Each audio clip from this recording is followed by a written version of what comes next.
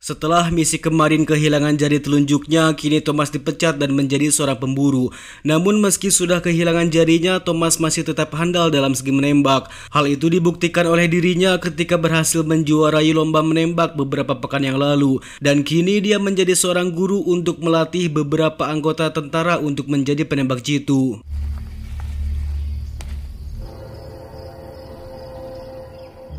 Dan selain itu, karena usianya yang sudah tua, dia juga memiliki pandangan yang kurang saat membidik. Sedangkan anak buahnya yang sedang dilatih, dia tak sengaja mengeluarkan satu tembakan yang hampir saja mengenai Thomas. Jelas hal tersebut membuat Thomas marah untuk kemudian dia pun segera menghampirinya untuk diberi pelajaran.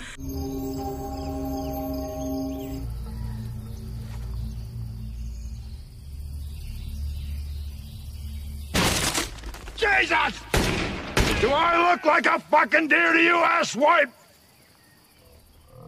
Kemudian Thomas yang masih kesal pun akhirnya memutuskan untuk menyudahi latihan tersebut. Man I killed could as easily have killed me.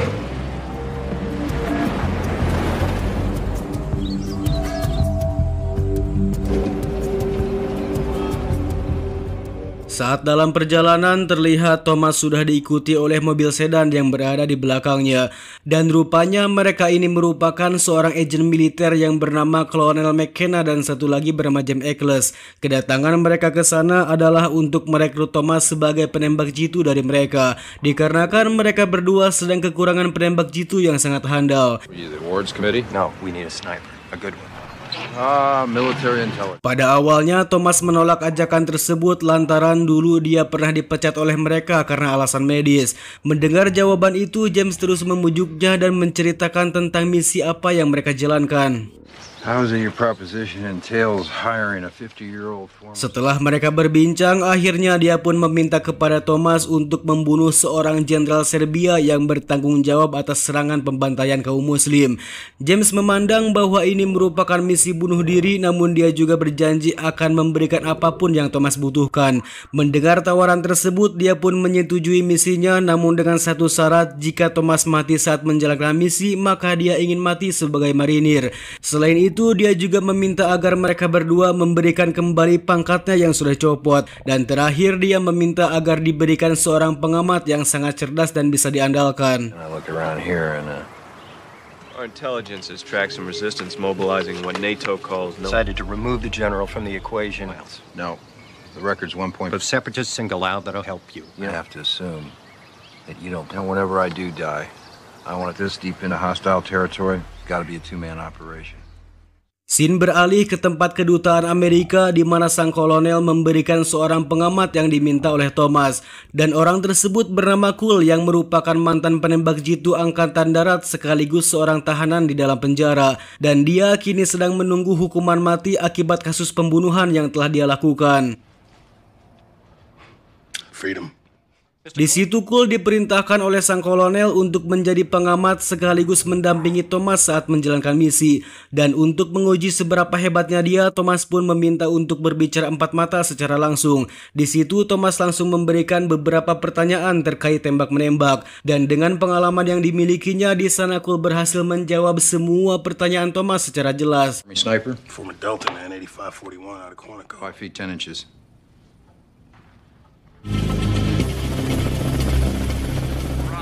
Misi pun dimulai di mana mereka berdua akan melakukan pendaratan di sebuah lapangan permainan. Setelah itu mereka akan menghampiri sebuah gereja yang bernama Santo Stephen. Dan di dalam gereja tersebutlah mereka akan mendatangi seorang penghubung untuk kelangsungan misi mereka.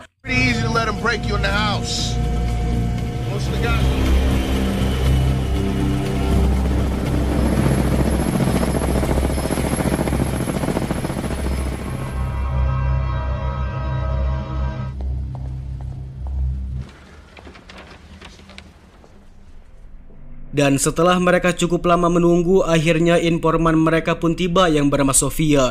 Di situ Sofia memberikan sebuah paket yang berisi sebuah foto yang diambil saat beberapa hari yang lalu. Dan foto tersebut merupakan calon korban yang bernama Valstoria yang nanti akan menjadi target mereka. Selain itu, Sofia juga memberikan lokasi foto atau denah lokasi di sekitar gedung kementerian, yang mana di dalam gedung itulah yang nantinya akan digunakan mereka berdua untuk membidik dan menembak targetnya.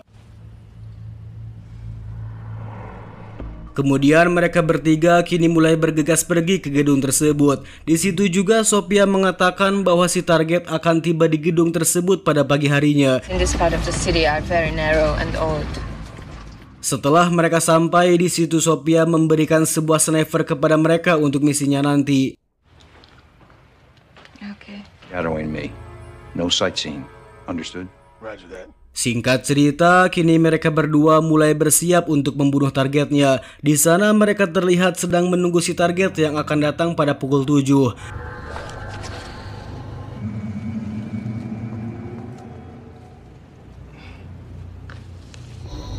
Full value win is 1 to 3. Give me.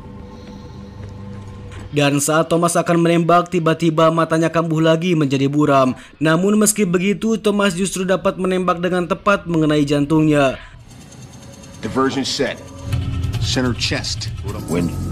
Same. Setelah misi itu selesai, mereka berdua kembali datang ke gereja untuk bertemu dengan Sophia. 12 more blocks, we reach the church. Di sisi lain, akibat tembakan tadi, kini para tentara beserta polisi pun segera memeriksa setiap orang yang melintas di jalan tersebut.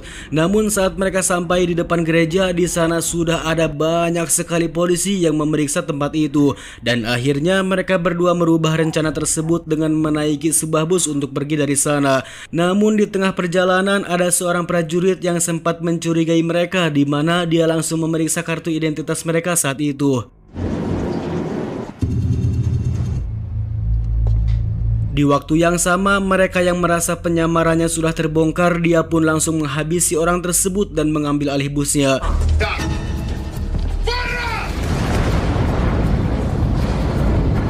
Sementara itu, para prajurit yang sudah mengetahui keberadaan musuh, akhirnya mereka langsung menembaki bus tersebut.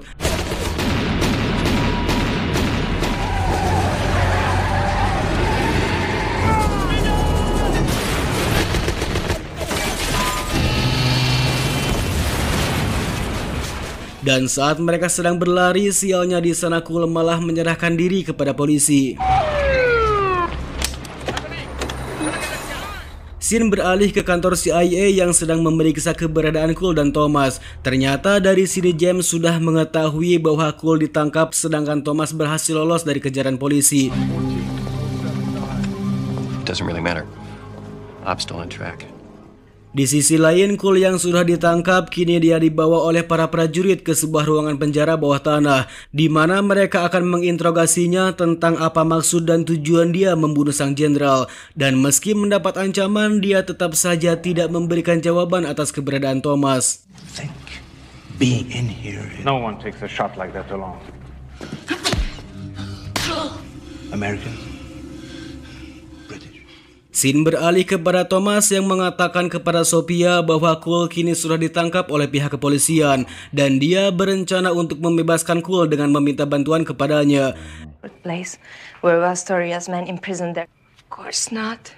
Di tempat itu juga Sophia menjelaskan bahwa Cole sedang ditangkap di sebuah penjara bawah tanah. Sedikit catatan bahwa penjara tersebut merupakan penjara rahasia di mana orang-orang Pastoria memenjarakan musuh mereka. Namun meski begitu, Thomas tetap memaksanya untuk membantunya mengeluarkan Cole dari penjara tersebut. Sementara itu, para sipir di sana berencana akan memindahkan semua tahanan yang berada di penjara itu. Hal itu bertujuan agar keberadaan Cole tidak diketahui oleh Thomas dan yang lainnya. Nagy kockázatot vállalunk, ha kivisszük a szabadba. Mit kell keresnünk? A döntést meghozták. Di sisi lain, Sophia membawa Thomas ke sebuah bar di mana tempat itu juga terdapat sebuah ruangan bawah tanah yang dipenuhi senjata bekas Perang Dunia Kedua. Dia juga menjelaskan bahwa semua senjata itu dimiliki oleh almarhum ayahnya saat melawan tentara komunis. Dan semua senjata itu juga dia berikan kepada Thomas untuk menyelamatkan Cole dari penjara. Selain itu, ternyata Sophia membawa dua orang saudaranya untuk membantunya menyelamatkan Cole. Dan mereka juga mengatakan kepada Thomas bahwa para prajurit akan segera memindahkan Cole ke penjara lain. Hát most már itt van, hát mit The men, your best shooters, and I'll need them. Mi maradtunk, nem? Beralih kepada Cole, di mana saat itu mereka akan dipindahkan ke sebuah benteng yang tidak bisa ditembus oleh siapapun. Di sana Cole berbincang dengan seorang kakek yang bernama Pavel, yang faktanya dia sengaja menyerahkan diri ke polisi dengan harapan agar dia bisa bertemu dengan Pavel dan akan menyelamatkannya dari penjara.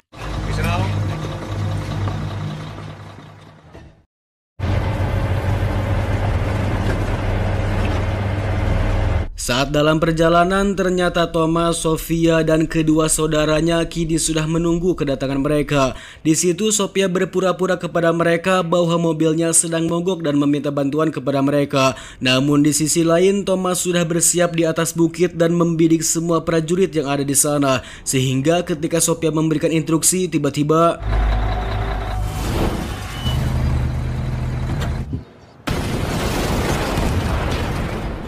dan atas ledakan itu, kini Cole dan juga Pavel langsung bergegas pergi dari sana.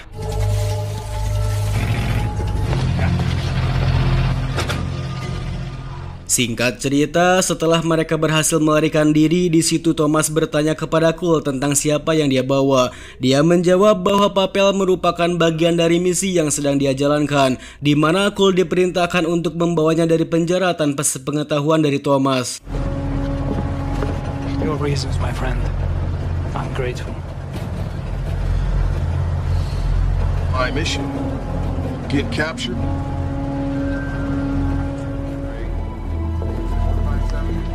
Colonel?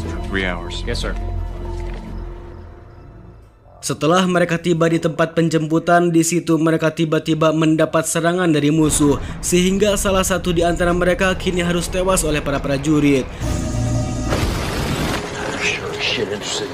Di suatu tempat, saudara Sofia akhirnya memberanikan diri untuk mencegat musuh yang sedang mengejar mereka. Sedangkan Thomas dan juga Cole, mereka terus berlari ke dalam saluran pembuangan air. By the names of the American operatives who are responsible.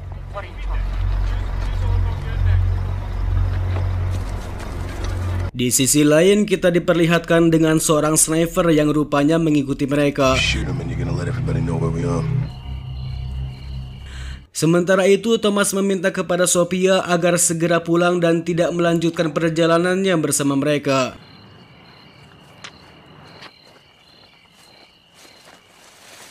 Kemudian Thomas mendatangi seorang prajurit Jerman yang bernama Nauzat yang merupakan teman lama dari si Pavel, di mana beliau berjanji tidak akan memberitahukan keberadaan mereka kepada musuh. Bus from the village that travels to Cervi. Selain itu, Pavel juga meminta bantuan kepadanya untuk membawanya ke sebuah perbatasan agar bisa kabur dari wilayah tersebut. Dia pun bersedia membantu mereka dengan memberikan sebuah bus yang berangkat menuju perbatasan. There is a bus from the village that travels.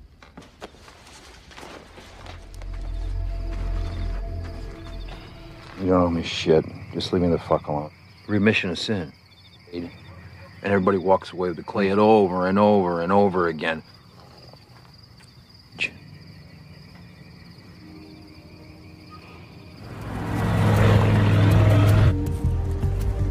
Work out. So I joined the Marine Corps that others can live. A world free of hate.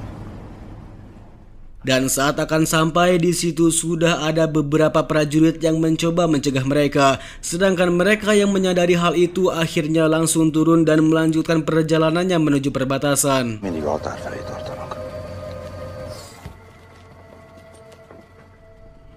Scene beralih ke kantor CIA di mana mereka sedang mempersiapkan pesawat untuk menjemput Cole dan yang lainnya.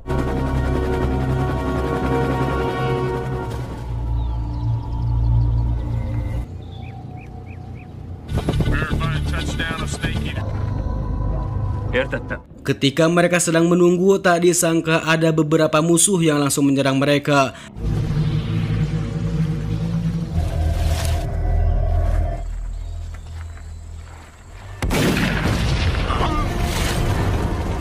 Dan sialnya di situ Pavel terkena sebuah tembakan di bagian tangan kanannya. Sedangkan Thomas dan juga mereka berdua langsung memberikan perlawanan hingga musuh pun tewas.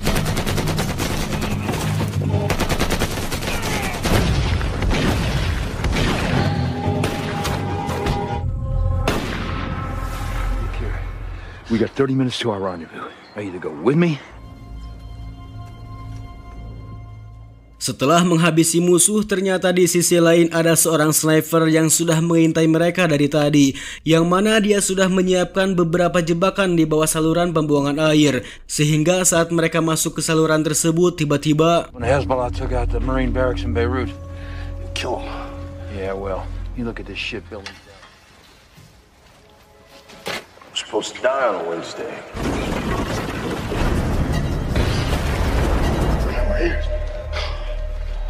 tak tinggal diam, Thomas juga berencana akan membuat jebakan yang sangat besar agar mereka bisa bersembunyi di balik tembok. Kemudian Thomas mulai naik ke atas bangunan dan berencana akan menghabisi sniper musuh.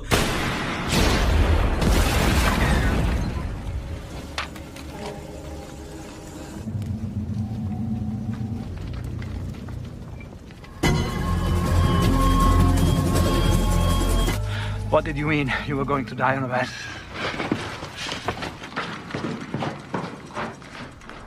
Di saat yang sama, prajurit musuh kini sedang dalam perjalanan untuk menangkap Thomas dan juga yang lainnya. Di sisi lain, Thomas mulai mempersiapkan jebakan dan posisinya untuk menembak sniper musuh. Namun atas kecerobohan Papel, sialnya Cole akhirnya tertembak di bagian dadanya.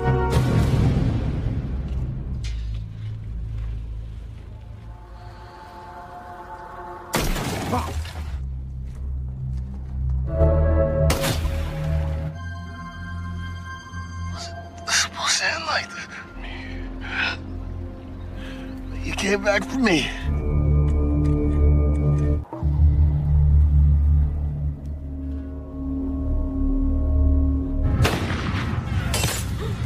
Setelah sniper musuh tewas, akhirnya pesawat yang akan menjemput mereka pun kini telah tiba.